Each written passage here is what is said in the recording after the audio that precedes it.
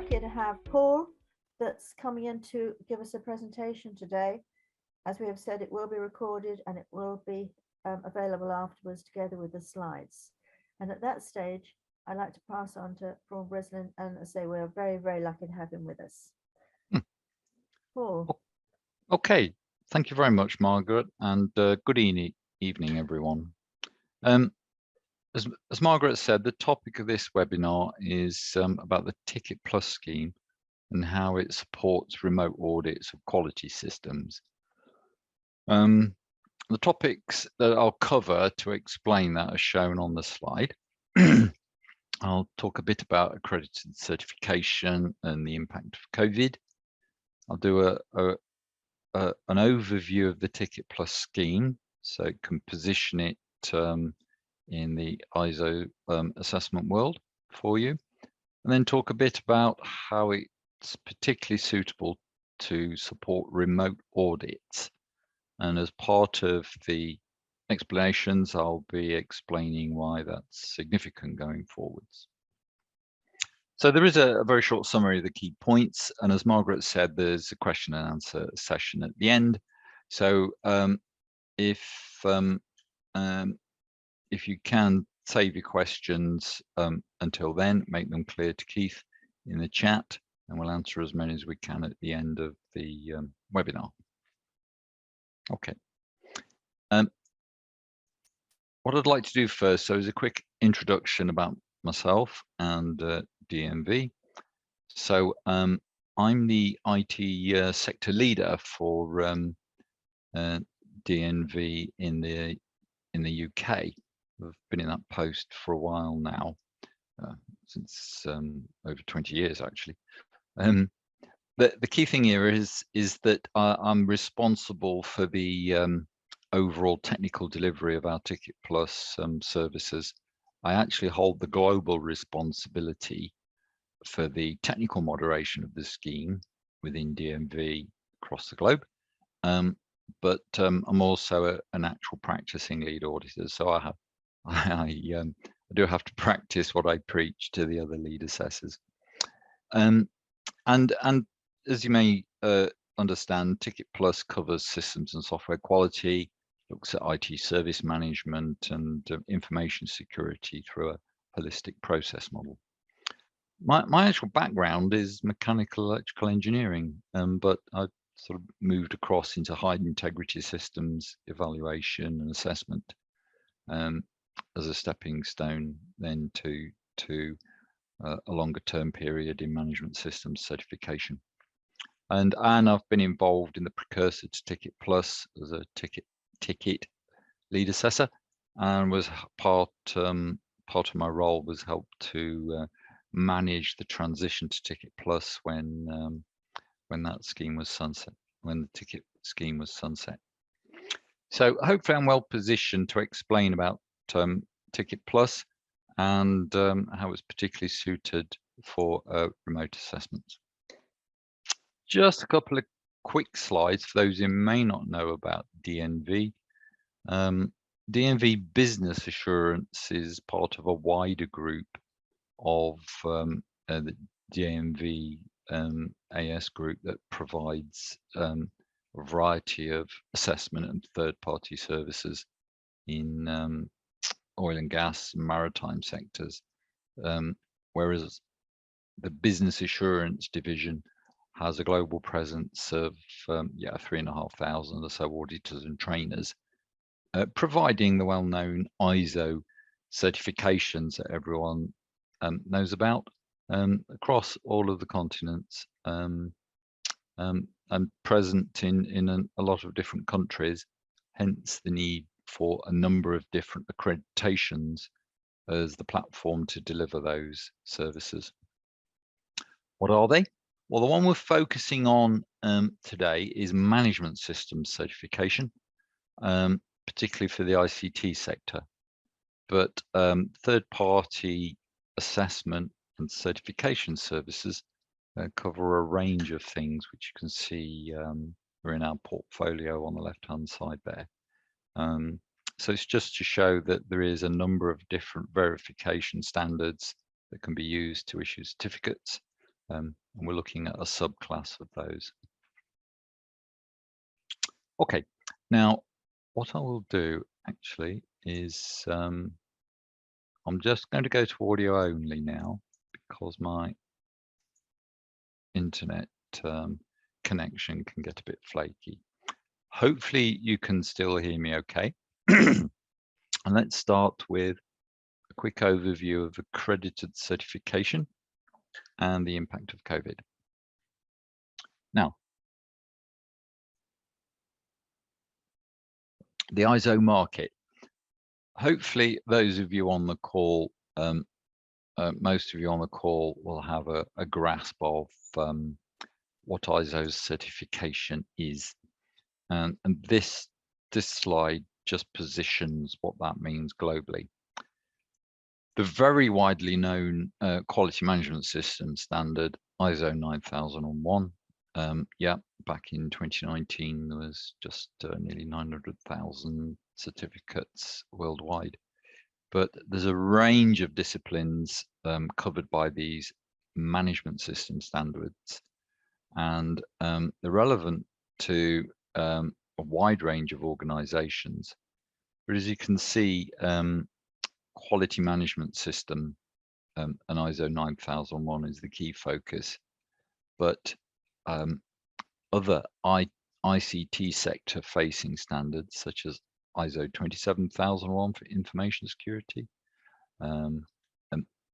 ISO 20000 for IT service management, and ISO 22301 for business continuity management are also relevant, can also be highly relevant.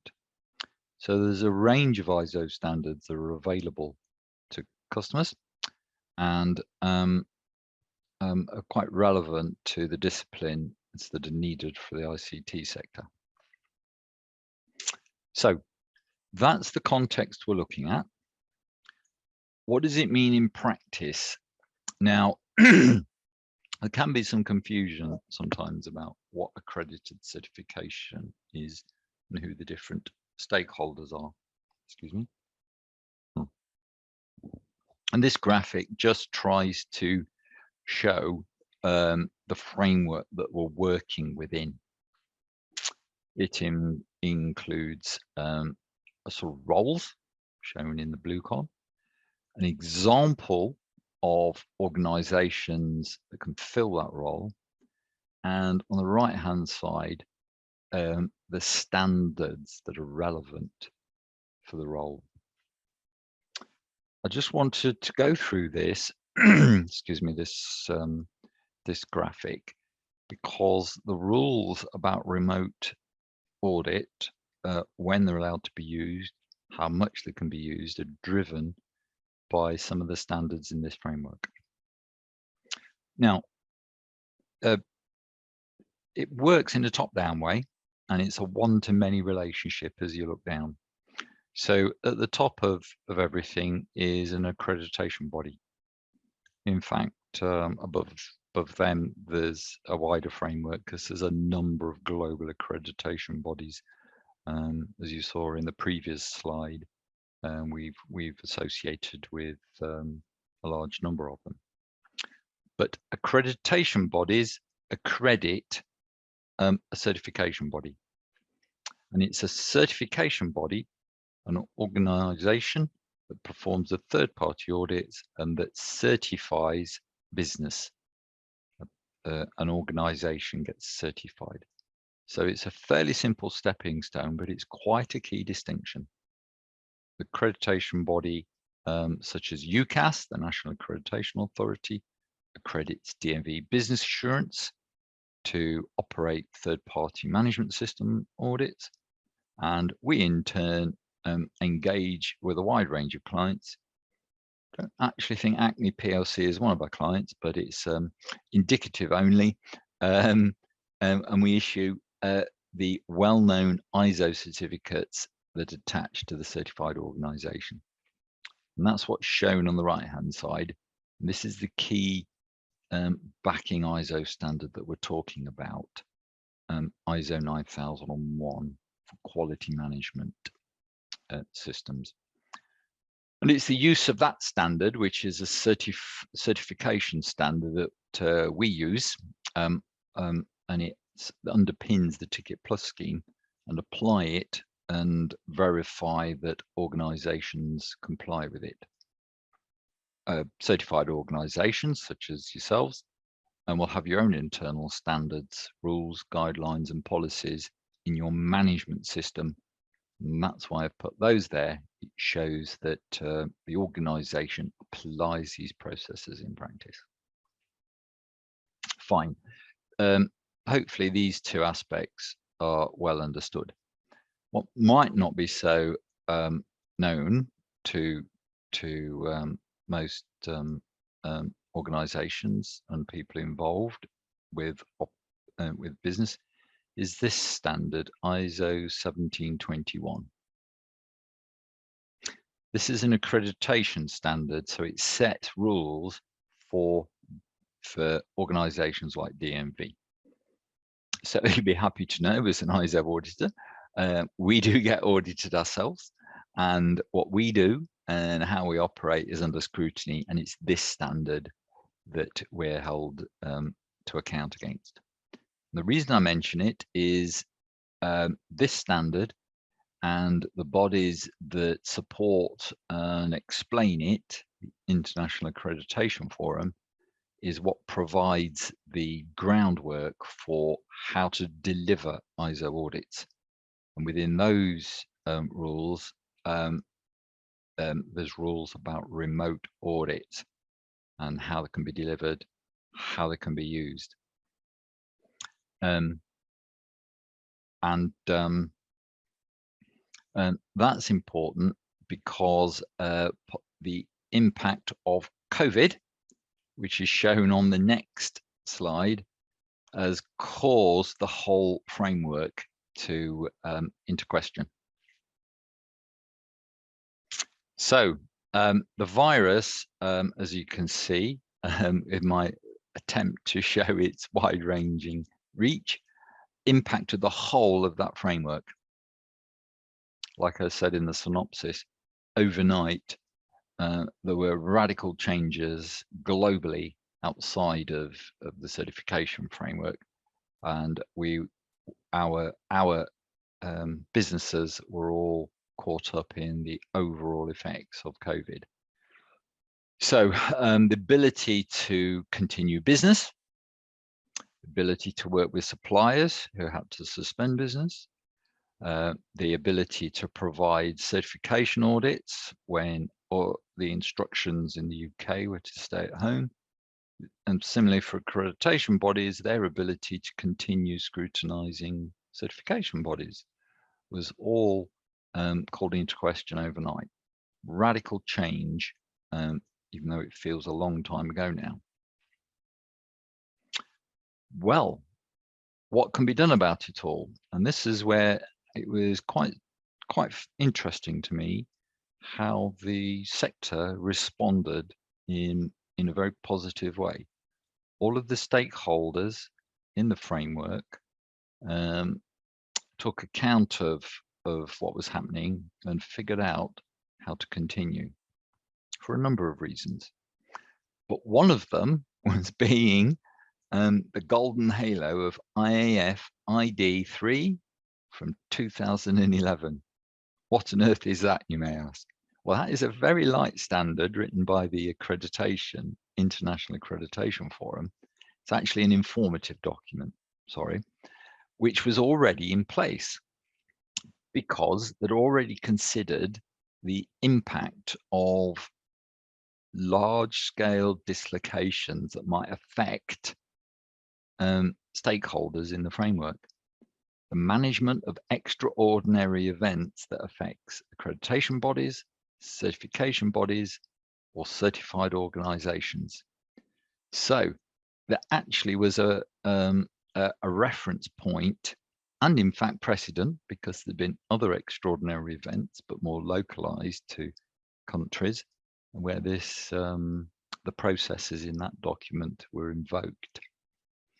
But using that document, the stakeholders in the framework very quickly rolled out what should be done and how it can be done. And more directly of our interest in the accreditation standard, there's a whole clause talking about how to do audits. So a lot of the requirements that were discussed and then rolled out by the accreditation authorities and cascaded into certification bodies was how to puzzle out about delivering audits under these situations. Now, why bother, you might say? Well, it's because business didn't just come to a grinding halt. Society just didn't implode. There was actually some parts of business were very badly affected, but we found that a lot of business was able to carry on with some changes to their ways of working. So taking account of that, we found most organizations were still supportive to maintain their ISO certification, either for their own requirements, as well as for their own customers were still expecting the controls and disciplines of an ISO system to be maintained. The problem was how to go about delivering such audits under those extraordinary conditions. And although what I'm describing here was built out over a period of time within the crisis, it was actually quite fraught initially, much it was for everybody, but it did settle down fairly quickly into a way of working that has actually caused a lot of thinking within the sector about what next. Let me just pause on this IAF ID3 document. This was the accreditation. I like to look on it like the vaccine for COVID for the certification business. Three main things that certification bodies had to do: assess the risks. It wasn't necessarily, one size fits all globally for all certification bodies. Each accredited certification body had to evaluate risks individually. Could be done for the different countries they work in because the risks were different. The range of schemes that and certifications that they offer could be different. But doing a risk assessment as to what could be done to maintain certification and what alternatives there were to maintain a sound audit to keep confidence in the certificates. That led to defining audit methods, which in our context was a blend of, it was initially remote audits, trying to define methods to do those and get assurance that they will work, as well as trying to see where blended audits could be done, where there's a mixture of on-site and remote audits. So that was stage 2. Stage 3 is then applying that in practice, rolling out the new way of working to DMV auditors as well as to customers. And certification bodies in general puzzled through this in more or less detail, and typically would end up with a new way of working. And this is part of our collateral to customers, a guide to remote audit process and the methodology to use it in practice. And we define that internally, as well as gave advice and guidance to customers, as you can see here. So that's the context of accredited certification and coping with COVID. So there was a mechanism that's allowed under this extraordinary events framework, and it allowed for remote audits. Now, the issue is that the whole of Chapter 7 of the accreditation, Chapter 9 of, let me back up. Yep, Chapter 9 of this document, the accreditation standard, is presupposes on-site visits. The idea of being there and seeing. And so the extraordinary event framework had to question that and figure out how to replace the way of gathering evidence on site by remote audit methods. Caused problems in some industry sectors, but actually, as you'll see, the IT sector was very well prepared and able to move to that framework. What I'll do now is a quick overview of the TickITplus scheme, and hopefully you can see how TickITplus in particular is well suited for remote audits, and so is a happy marriage of IT enabled organizations, and using TickITplus was particularly powerful through the pandemic at its worst. Now, some of you may not be familiar with TickITplus. The next slide tries to put it on a page, but with we could do a whole hour on TickITplus in its own right, and how it's constructed. So this is a very abbreviated description. One of the key things before I explain this process model is that it is based on ISO 9001. So it's self-consciously designed to provide certification to of your quality system against the ISO 9001 standard. It's what's called in accreditation vocabulary a sector-specific scheme. So it's an interpretation of 9001 for quality management, but for the IT sector. And that's the key thing to bear in mind, as that was the driver for TickITplus.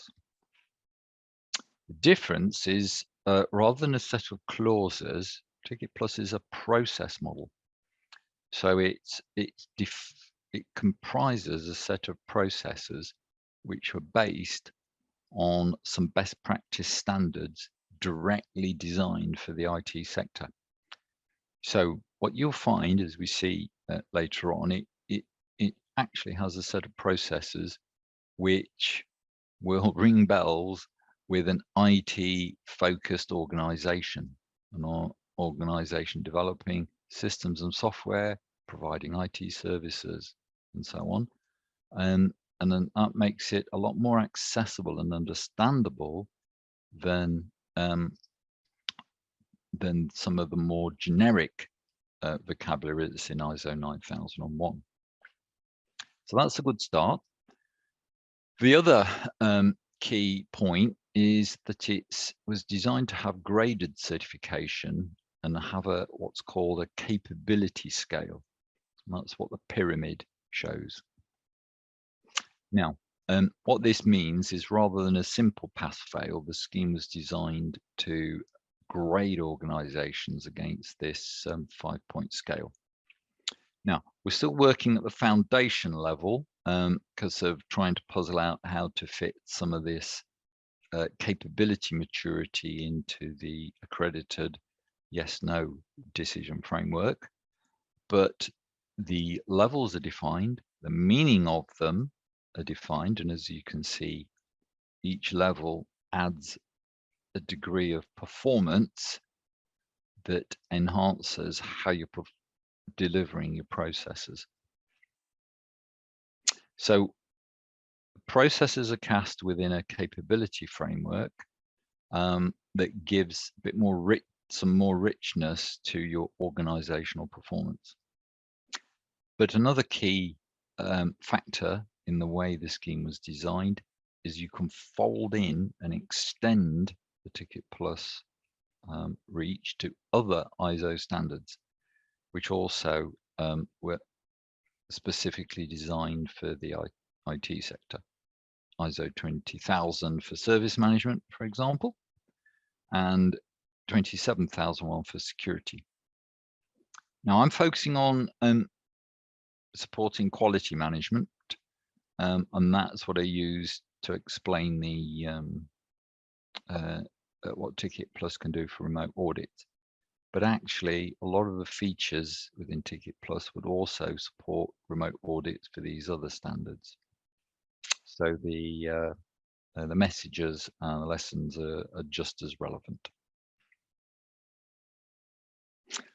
Now, that's fine. So it's a process model. It's integrated with ISO requirements. What does it mean? What does it look like in practice? Well, there's two key takeaways if you want to know a bit more about TickITplus following this presentation. One of them is these two documents, the base process library, currently of version 1.3, and the core scheme requirements at version 1.2. These are actually available, they're in the public domain and they're available from the TickITplus website. So you can download them and scrutinize them at your own leisure. The key difference is that the actual formal requirements for what organizations need to comply with is in the base process library. Now this is actually quite rich. It's got 40 processes relevant for the IT sector. And that's because it covers a full range of what organizations can do, whether it's a small software house, a large program and a program management organization delivering complicated systems, or an infrastructure services organization where there's very little development, if any. And that's why there's a large number of processes.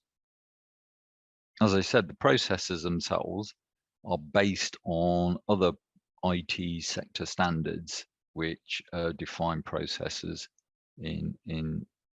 for their own use, but the base process libraries interpreted these, coordinated them, and mapped them directly to the ISO standards that I've mentioned, ISO 9001. And it's under direct control of the TickITplus scheme body. So that's what you have to comply with, and that's what we'll be looking at in a moment as to how it supports remote audits. But how you do the audits and the rules to deliver them are in this document, the scheme requirements.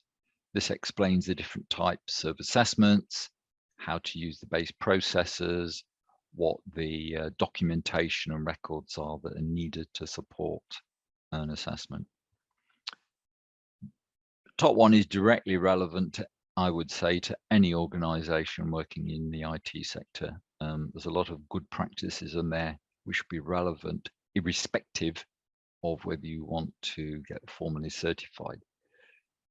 Scheme requirements will obviously be primarily for the assessors, the assessment body, such as DMV, but there's very useful things in there for organizations so they understand what they need to do. So core scheme requirements would be mandatory to review. Actually, if you're going for formal certification, you would need to understand what they say. Let's push on. The TickITplus process model, like I mentioned in the last slide, it's a collection of processes defined in a very specific way that cover the whole gamut of what an organization needs to do. Now, before you throw your hands up in horror, thinking, oh my goodness, we can't possibly do that across our small business, you don't need to. The processes are partitioned in a very specific way from two dimensions. One of them is the whether they're mandatory, i.e. relevant for everybody, or scope dependent, that depends on what you actually do. And that makes it quite a powerful approach because there are some things which you would expect any certified entity, try not to use the word business, but it is mainly businesses, but it could be an organization, any organization of size and scale would have to do these. If you just pause and look at those points, I'm just thinking more or less detail, depending on the size and scope of your organization, you'll have to do it. Whether it's a very large HR department or just one person part-time, fine, you need to manage your human resources. Do we have to manage risks, really? Yes, you do, because if you want to be certified, evaluation of risks and opportunities and management of risk is at the heart of the ISO standards now. So there's some topics here which have to be done.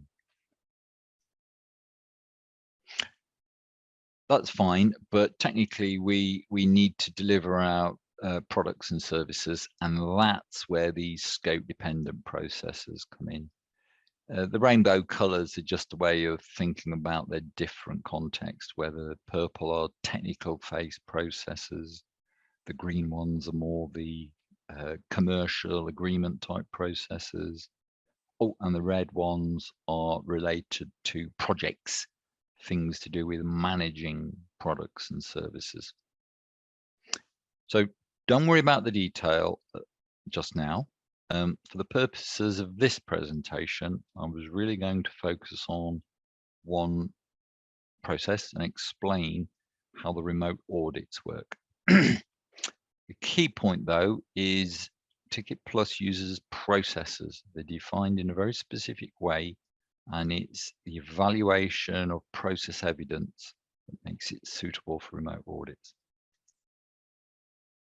I just wanted to touch on this link back to ISO and the benefits of TickITplus is the high-level structure, which is on the left-hand side. For those of you familiar with the ISO standards, have all been normalized to this structure, and the TickITplus process model has mapped directly to structure that also captures the well-known plan, do, check, act cycle. So all the good work that you've done in your management systems to show how you can do this harmonious improvement cycle is maintained because of this self-conscious link back to the ISO structure. And I've summarized some of those points in this slide to help with what TickITplus does more generally. I think the key things are improvement. That's the plan, do, check, act cycle. But also because your IT processes are defined, and in particular, to draw the link between those and your business goals. And that's a key point within the reshaping of the ISO standards. Certification and your processes are not there as a standalone means in themselves. They're there to help enable business success. And TickITplus responds to that. That's fine. But what about remote audits, and how does TickITplus support them? Excuse me. Well, one key feature of TickITplus that's the starting point for this is documentation. Sorry, you can't avoid documentation. All organizations of just about any size and scope are going to have to write something down. Actually, the standards have got a lot lighter than previously on what's required, but TickITplus puts this key document at the heart of what's needed. The assessment strategy. It's a key internal reference, and it helps you understand how TickITplus is being implemented in your business. It's mandatory. It's mandatory from the external perspective in that it allows you to explain to a third-party assessor what you're doing and how you're implementing TickITplus. Not quite a quality manual in the sense as those who have grown up with 9001 might know or remember, but it has some of those features. It's a description about, well, what exactly have we got in scope in terms of the functions, the activities? What's the organizational size and how is it structured? Who's included within it? More importantly, to support audits, what are the TickITplus processes that have been selected for use? And that's very important because, as I said, there's 40 or so processes in the BPL, but the assessment strategy is where you define which ones you actually are implementing or need to implement, or indeed, if you're really enthusiastic, extra ones that you've chosen because they're important to yourselves. So the assessment strategy is a key touch point to understand how TickITplus is being used by an organization. In particular, if your IT part that's being certified is only part of a wider business group, the assessment strategy will make those dependencies or interfaces to the wider business clear. And that can be important because some organizational processes may be done by the wider group or corporate functions, not directly by the certified part, by the certified IT function. So having got the assessment strategy, what that does is allows the organization and the assessor to zero in on the processes that you need to evaluate. And for the purposes of this presentation, I've focused in on a very specific type of organization, which you can see in the vertical columns, an organization which provides an overall services or products and services, which we call systems and software development and support.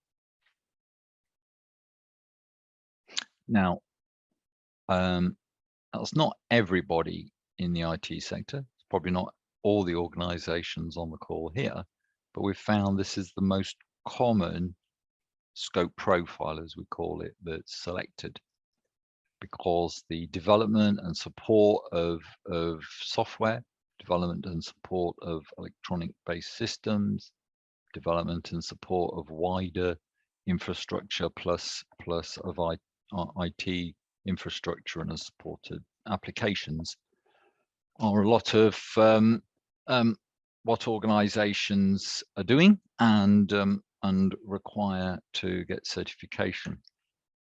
So this is a good starting point to help explain how TickITplus assessments work. But the key point is that out of the full range of processes, only those that are ticked need to be implemented. Turns out you need about half of the full set, 22 processes only. And these cover a range of things. From at the top here, some mandatory processes for the organization. I'll just pause for those who, if you can read it on the screen, it's quite clear on mine. These are the organizational level processes, all the way through to down here, some things which will mean something to IT practitioners. There's a verification process, a validation process. You have to define business requirements, you have to analyze requirements, and then you have to get on with designing and implementing the system. So once you've got your mind around the 22 processes, you can see how they work together for that scope profile. That's fine. But what does it mean in practice? And these two slides are quite important. Difficult to know how much detail to go into, but I'll highlight the key points because it's the key points which will hopefully make clear how remote audits will be supported. This slide is the generic process. I've just selected risk management actually out of the list, just for example purposes, but every other of those processes were all defined in the same way. Effectively, we're looking at a template for process in the table, and it's a common template which is then populated depending on what the process is. And what you're looking at here is an extract of the base process library for the risk management process. Common features: processes are identified, so both the organization and the TickITplus assessor know exactly what process we're evaluating. It has an overall purpose. What's the wanted position? I won't go into the specifics for risk management, but the idea is that processes are there to achieve a purpose. How you achieve them is laid out through two particular features. One of them is base practices. 6 base practices to implement risk management. Got to find some risk procedures, established your approach for a particular context, a risk management plan. You've then got to identify and analyze risks, track them, report them, and do a review about whether you're managing risks in the round effectively. The key point, though, is not the details, but the fact that there's very specific activities or practices which, if you can detect them, means you've implemented risk management. How do you detect them? Well, a number of ways, and one of them is that processes produce things. In the process assessment parlance, it's called work products. That's what's in this this column here. What you can see there is a risk management process will typically generate 7 different work products. A couple of examples you would expect: if your practice is define a risk management procedure, then work product will be one. If your work practice is to track risks, well, that's evaluating and checking them. Well, that should generate some documents.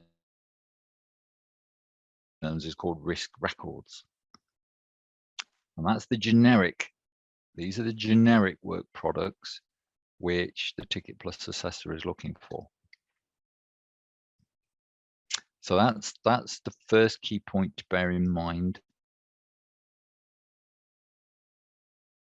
That's a real help because it's defined at quite a granular level, and that's in contrast to ISO 9001, which talks more generally about documentation.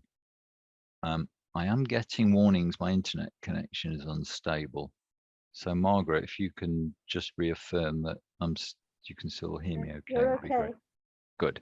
The I'll picture and continue. your sound is fine. Good. Just before we move on, just to show you that traceable link back, it's at a detailed granular level. The TickITplus processes at an individual practice is mapped to one or more ISO clause requirements. So this is how you lock in the ISO requirements and compliance to them through doing a TickITplus audit. And the big advantage, hopefully those on the call who are running several different ISO certifications will see that one evaluation checks off, in this case, 3 different standards: quality, service management, and information security.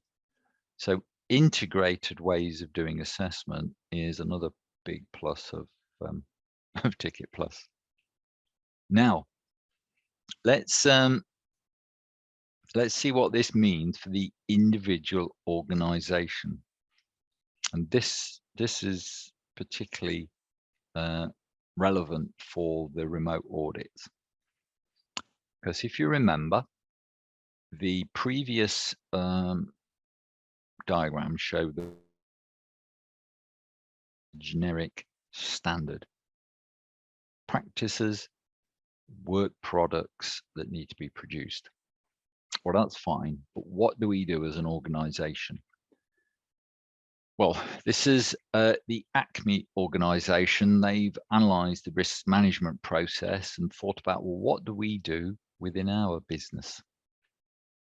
And a mandatory part of TickITplus is you map what you do as a business to the standard, to the base processes. And it's captured in a document called the process reference model. And this maps between the base process library and the organization's own processes in their integrated management system. Now you need one. You can't do a TickITplus assessment without it. It's a reference point for the assessment, and in particular for the remote assessment. Why is that? Well, if you look on the column here under ACME, the ACME work products, they've analyzed risk management process, and sure enough, they've said, well, we've got a corporate risks and preventive action procedure. Yeah, it covers more than risks, but it's sufficient to meet the risk management requirements. So check. What about the risk management plan? About how we're going to look at risks? Oh, well, that's captured in a fairly big document called the Risks and Preventive Actions Register. It's a multi-tabbed, multi-column spreadsheet, and we manage risks. It's a bit legacy rather than a tool, but it works for the ACME organization. Well, that's the plan, bits of that register. We're also meant to be actually capturing the risks themselves and defining the risk mitigation activities. That's what this work product requires. Oh, well, that's a column in our, some columns in our, the same document, the risks and preventive action register, because it contains both the risks and the mitigation actions. And in fact, the same for records, the sort of tracking of where we are, because the risks are tracked, they're reviewed as needed, and the register is updated during the management reviews. So instead of needing 1, 2, 3, 4 separate work products, it's captured in one document. That's great. The same concept applies to the other work products. When you look about what the practice requires and what the work product is meant to cover, organizations can typically fairly straightforwardly identify what documents and records they've already got that meet that need. And the process reference model captures it all. So mapping document that was a ready-made reference which shows at a granular level how you comply with the TickITplus and hence to the ISO requirements. Now, why is that important? For this reason, the evidence that you're required to show compliance is predefined. And in particular for the IT sector, it's typically electronic. And that's what made this manageable and remote audits manageable in practice, because the evidence is typically electronic and so can be shared virtually. And secondly, it's predefined. So what is to be looked at is already been agreed as part of the handshake of an approval of the process reference model. How is it used as part of the process? Well, here is the stages of a TickITplus assessment. You create your process reference model and that strategy document that I mentioned. The yellow parts are down to the organization. But then the certification body check them. So we handshake that everything's in order. And that can be done remotely because these documents are typically electronic anyway. The organization then prepares the way to do the audit in coordination with the certification body, but then to actually implement the TickITplus audit and get certified, there's 2 stages: the sort of readiness check and then the formal assessment itself. And remote assessments can be done at each of these 3 stages. What does that mean? Well, taking advantage of the good offices of Zoom or MS Teams or other virtual video conferencing tools are available. We have to be neutral on all of this, to review evidence. And because the documentation and records that are required are predefined at a granular level, it makes it quite efficient to be able to step through the evidence to help check off the requirements. I actually found this as a practicing assessor, if I was to reflect on my experience, that it was surprisingly straightforward. Well, it was initially, but as I reflected on it, thinking, well, actually, for some or assessment context, or most of them, we'd be checking the evidence in a meeting room with the documentation being put up on a screen. Fine, the people were in the room with me. Sometimes they weren't. Sometimes team members or managers dialed in, and we did the sort of assessment within the client's meeting room with a remote team involved. And actually, to move to a fully remote setting was quite straightforward, because TickITplus then has 2 methods that ways of doing assessment that would go further to help with remote audits. It's called an assessment mode. Exploration mode is pretty good. That's broadly what I've described, where all of the work products are defined in terms of what they are in organizational terms. And when we do the audit planning, the TickITplus assessor just confirms those work products are in place and appropriate for the sample process. This is a very similar mechanism to a standardized audit, but done remotely against a defined template of what you should be looking for. So it's a pretty good way of efficient way of completing the audit, and in particular doing it remotely. Confirmation mode is also available. That is actually even better. There is further preparation by an organization. You need trained people, formally trained in TickITplus. They're called practitioners. You have to get registered, but you can get trained and registered to show that you're competent and understand the TickITplus model in a deeper level.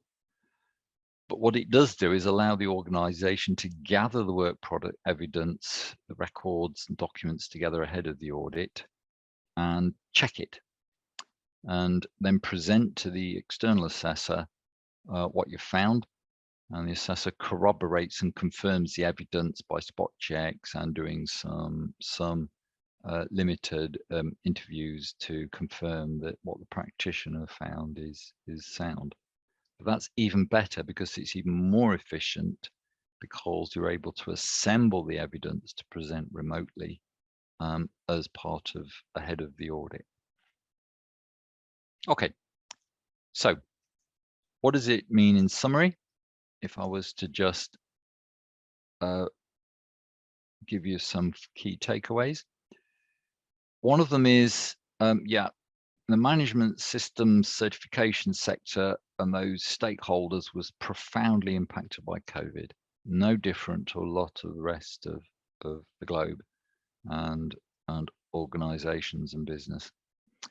To me, it's lasting. Although we're emerging from it in a lot of ways, it's caused a lot of thinking about the role of remote audits and how organizations are going to be working going forward, particularly for the IT sector. So rules for remote audits were were in place. They were revisited and reformulated during the emergency, but as rules for them as part of certification delivery are now being embedded in the way of working. So watch this space going forwards. A part of the general framework of how to deliver audits now, with some rules about how, when, and who. But the IT sector is particularly well placed to benefit from those rules and allowed to maintain accredited certification effectively, as I've explained with the TickITplus framework. You know what you've got to produce, and efficiently, because you know where to get the information from, and you can present it remotely, virtually to the assessor. So I think there's a good opportunity there. The TickITplus scheme in particular has those features that support remote audits very well. And I would commend it to anyone on the call to review the process model, see what use they can make of it.